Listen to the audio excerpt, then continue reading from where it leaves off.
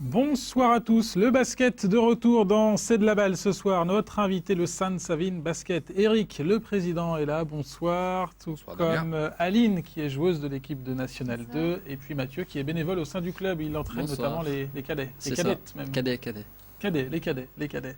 Il n'y a pas que des filles au San Savin Basket, Eric. Et non, il y a de la mixité. Il y a de la mixité. On commence par le président, justement, et par la question traditionnelle. Comment se passe le début de saison au sein de votre club ?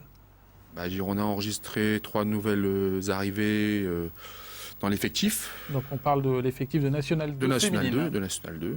Après, on peut parler du club en général si tu veux. La National 2 féminine, ça donc nous va très bien. 3 nouvelles arrivées. Aline, Jennifer, qui venait des NF1, et puis Daniela Pavendova, qui vient de Chalon-sur-Saône. Donc 3 journées de championnat, 2 victoires, 1 défaite.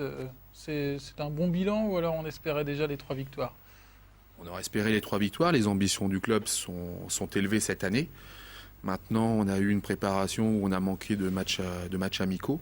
Donc, comme il y a 3 nouvelles filles qui sont arrivées, le collectif met du temps un peu à se mettre en place. Ce qui explique les résultats, qui est, on va dire, la contre-performance de Furdenheim et puis un peu le manque de collectif, de jeu qu'on a subi ce week-end. Comment on explique la préparation un peu tronquée, un peu trop courte, justement ? Pas trop courte, les blessures, qui ont été nombreuses. Philomène Puissant blessée, Daniela Pavendova qui est arrivée tardivement et puis qui a subi une entorse. Le départ de Lucie. Ça faisait 2 ans qu'on travaillait sur la continuité. Lucie Guimpert, qui était la meneur de jeu. Meneuse de jeu titulaire. Et puis là, d'un seul coup, une nouvelle meneuse qui n'a pas tout à fait le même registre. Donc ça met du temps. Il faut du temps pour que tout le monde se trouve collectivement. Aline, le début de saison, 2 victoires sur 3 matchs. Entre les filles, là, dans le vestiaire, comment on ressent ce début de saison ? Plutôt satisfaite quand même ou on se dit qu'il y avait beaucoup mieux à faire ? Il y avait mieux à faire, surtout sur la défaite à Furdenheim. Ça laisse un goût amer, donc on a un gros rendez-vous samedi à Ronchin, parce que les 2 victoires c'était contre 2 équipes espoirs, donc c'est des bonnes équipes, mais ça reste quand même un tour en dessous. Donc il faut vraiment qu'on confirme à Ronchin ce samedi. Et on a vu donc cette équipe de San Savin encore en rodage, mais avec beaucoup de nouvelles têtes. Vous le disiez, des nouvelles têtes, c'est important qu'elles s'intègrent le plus rapidement possible, Eric. Dans le collectif, oui, parce que on n'a pas de... On travaille principal, le fond de jeu du club, de l'équipe première, c'est le collectif. C'est pas basé sur une seule fille. Il y a beaucoup de filles qui aiment qu'on touche le ballon. Donc il faut qu'il y ait du collectif pour que ça puisse fonctionner correctement. Aline, nouvelle tête donc au club. Comment avez-vous atterri dans ce club de San Savin, vous qui venez de National 3, c'est ça ? Dans le Nord, je cherchais un peu à me relancer dans le basket après 2 saisons qui étaient un peu difficiles dans le Nord, tant humainement que sportivement. Je n'étais pas très bien tombée, donc j'étais rapidement en relation avec Arnaud Monin et puis je me suis renseignée sur le club. Au niveau humain, on m'a dit que tout était bien. Au niveau sportif, il y avait un vrai projet, donc voilà, j'ai signé à 3. Qu'est-ce qui vous séduisait dans Aline, Eric ? Il nous fallait une poste 1. Elle avait de l'expérience, elle avait suivi des filières de formation jeune. Donc c'est important quand on recrute des filles et de savoir un peu par où elles sont, quel est un peu leur cursus de formation jeune. Vous étiez en National 3, là c'est la National 2. Il y a un palier à franchir, c'est compliqué ce début de saison ou pas ? Ouais, il y a un palier, c'est vrai, mais peut-être dans la rigueur et un peu dans l'intensité. Ouais, il y a un palier, maintenant c'est un pli à prendre avec toute l'équipe, il n'y a pas de souci. C'est un parcours assez atypique votre carrière pour arriver jusqu'à j'ai San fait Savin. des choix plutôt perso que sportifs. En fait, j'avais déjà mes études en priorité qui m'ont menée dans des villes où j'ai toujours joué, mais pas forcément pour des choix basket, et puis des choix perso, de vie perso, de famille, qui m'ont fait impressionner toute la France. Voilà. Donc là, on met un peu le basket en avant pour cette saison à San Savin. Il y a des objectifs précis que vous fixez pour cette saison avec le San Savin Basket ? La montée, c'est clair, on est là pour ça. Après, on fera le maximum, on verra, mais c'est la montée, c'est sûr. Eric, la montée, c'est clairement l'objectif du San Savin Basket cette saison ? Ça va être difficile, mais c'est l'objectif. Qu'est-ce qui vous fait croire en la montée cette saison. Le groupe est plus fort que la saison passée, justement. Un peu plus de profondeur de banc. C'est le terme très sportif, mais... Déjà, puis je pense que le groupe n'a jamais été aussi fort, jamais été aussi complet. On a toujours eu... l'année dernière, on a toujours entre guillemets, fait un mauvais choix de recrutement. On a toujours au moins nommé au moins un. Cette année, je pense qu'on ne s'est absolument pas trompé, que ce soit sur Daniela, Jennifer ou Aline. Je pense que ce sont trois vraies basketteuses qui sont impliquées dans le projet du club. Et c'était important pour atteindre l'objectif qu'on s'était fixé. On a misé donc sur une joueuse étrangère encore cette année au San Savine Basket. Ah oui, comme Monica.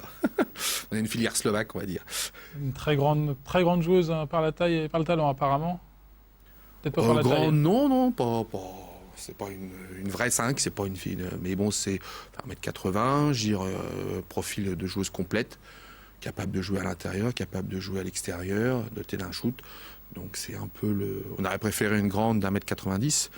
Malheureusement, à notre niveau, ça se trouve très difficilement. Il n'y en avait pas sur le marché. Non. Aline, ça met un petit peu la pression, là, le président qui dit l'objectif, c'est la montée. On a un groupe plus fort que la saison passée. Vous faites partie des recrues, non ?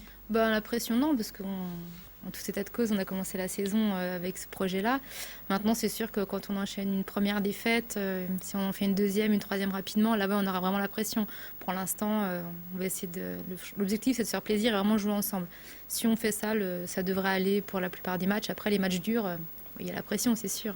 Et rester invaincu, j'imagine, à domicile, c'est l'un des très gros objectifs cette saison. Eric. C'est exact. Bon, je me retourne maintenant vers un des bénévoles du club. C'est comme ça qu'on peut le présenter, Eric, c'est ça ? Il est bénévole. Je suis bénévole. Il est bénévole. Il n'est pas payé. Non. Mathieu, donc, qui entraîne les cadets depuis combien de temps ? C'est la deuxième année. Là. Deuxième année. Qu'est-ce qui vous a poussé à donner un petit coup de main au club de San Savine Basket ? Plus l'envie déjà personnelle de partager ce que j'avais appris moi en tant que basketteur, en tant que joueur. Et puis ça me permet en laissant un petit peu le terrain de côté, de rester quand même présent au club et puis apporter mon expérience, quoi. Vous avez laissé le parquet complètement de côté ? Pratiquement. Je le côtoie encore un peu, mais c'est pas aussi régulier qu'avant, quoi. Et les cadets, c'est quel âge déjà ? Les cadets, c'est 15-17 ans. Donc c'est des joueurs quand même qui commencent à être expérimentés. Ouais, voilà, pour beaucoup d'entre eux, c'est des adolescents qui ont commencé très jeunes, 6-7 ans. Donc ils commencent à avoir déjà du basket, c'est des choses intéressantes. Après, le principal objectif, c'est de se faire plaisir sur l'année, parce qu'on est là, ils sont là comme moi bénévolement. C'est pour se faire plaisir, se retrouver entre copains le week-end, 2 fois dans la semaine aux entraînements. Et puis après, les objectifs basket, ils sont cette année, parce qu'on a un bon groupe, c'est d'être champion. L'année dernière, on a fini 2e avec un groupe un peu plus faible. Donc cette année, l'objectif premier, c'est champion à l'échelle départementale. Ouais. Et puis après, le deuxième objectif, c'est de créer un groupe cette année assez solide pour éventuellement l'année prochaine jouer en régional.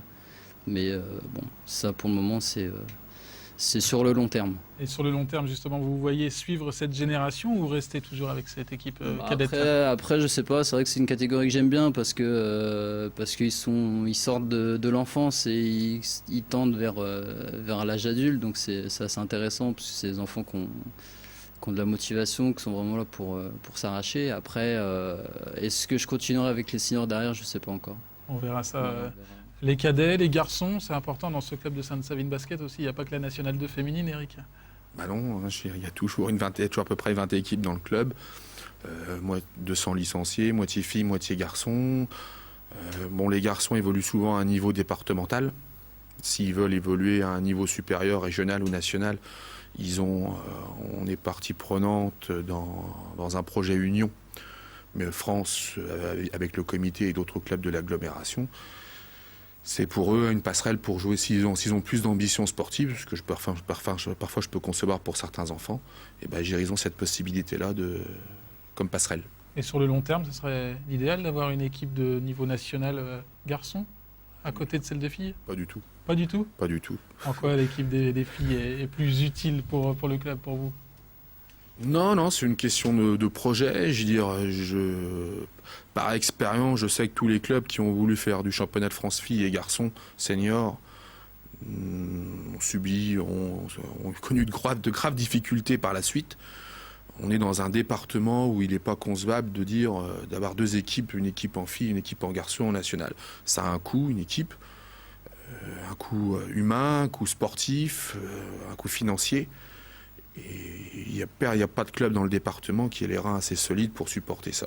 C'est plutôt rassurant, Aline, comme discours. C'est les filles en priorité du côté de Sainte-Savine, non? Priorité, non, je pense pas. Je pense que tout le monde a sa place dans le club. Hein. Vous suivez par exemple les cadets, là, leurs performances là? Non, j'ai pas encore eu l'occasion, mais j'ai suivi d'autres équipes, mais les cadets pas encore. Bon, on va inviter les joueuses. On n'a pas encore commencé le championnat en département. Le championnat est un peu, pas en retard, mais on suit un peu le rythme scolaire. Donc on a commencé en même temps que l'école. Donc là on est encore en phase de préparation. On a encore 2 week-ends de préparation avant de démarrer le championnat. Un dernier mot avec Mathieu. Qu'est-ce qui vous motive chaque semaine à donner du temps au club de Sainte-Savine bénévolement? C'est toujours cette envie de bien faire, de gagner que j'ai au basket. Donc ne pouvant plus forcément le faire en tant que joueur, je viens m'impliquer avec les adolescents et essayer de leur apporter la même envie que j'ai tous les soirs aux entraînements et le samedi en match, quoi. Et le samedi soir, vous vous transformez d'entraîneur en supporter des féminines? Quand je le peux, oui. Après, c'est pas toujours évident avec les plannings, avec la famille aussi. Et bon, il faut faire des choix de temps en temps qui sont pas toujours évidents, quoi. Bon. Réponse politiquement correcte. Eric, oui? Non. Non. Juste un dernier mot, le prochain match à domicile des féminines? La semaine prochaine, samedi prochain, à 20h, contre la SIG. Contre Strasbourg. Contre Strasbourg, il y a du monde toujours dans ce gymnase Volbar les soirs de match, ou un peu plus d'émulation autour de cette équipe, ça vous ferait plaisir? Non, ça va, il y a encore de la place. On peut encore accueillir des gens. Non, il y a toujours une sorte d'à peu près 150 personnes avec de l'ambiance. Mais je ne suis pas contre le fait d'être passé après refuser du monde à l'entrée. Aline, dans les diverses expériences, le public de Sainte-Savine, il est comment, franchement? Il soutient son équipe, et puis au niveau nombre, je trouve qu'il y a du monde. Même quand on joue le dimanche après-midi, les gens viennent, ils suivent. Bon, on verra ça dans la prochaine journée de championnat à domicile. Merci en tout cas à tous les trois d'être venus sur le plateau de C'est de la balle. La semaine prochaine, on retrouvera Seb Dallet et on retrouvera un nouveau sport, ce sera la pétanque au programme. Bonne soirée à tous, à très bientôt sur Fun Inter.